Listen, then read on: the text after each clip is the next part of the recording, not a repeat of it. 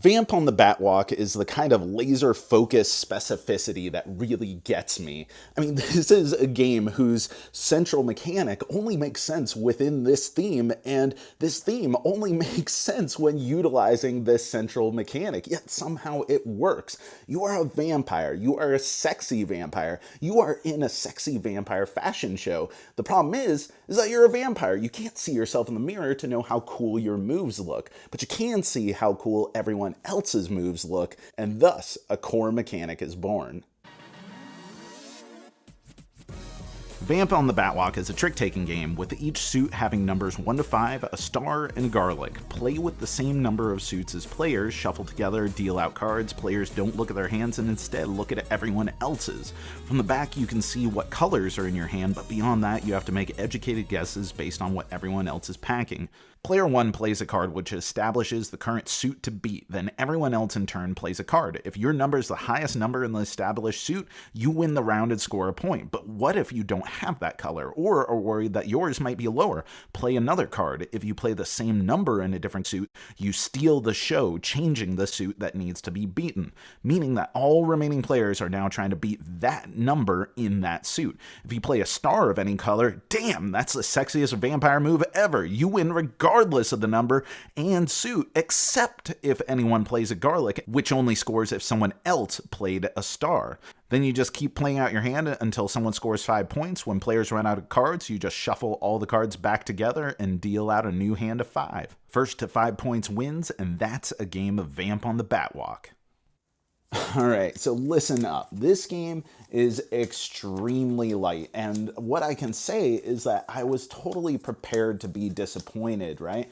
Because I loved the concept, I loved the theme, and then I took a look over the rules and thought, man, this seems like it's going to be total fluff.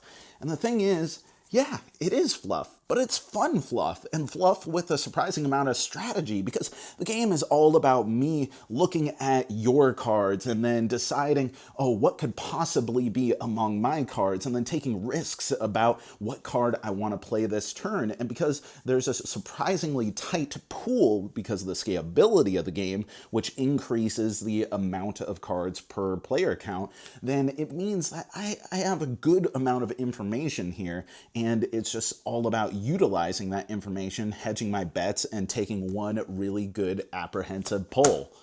This is the very definition of a modern major filler game, but it has chops and sets the mood up for silly fun and risk-taking perfectly.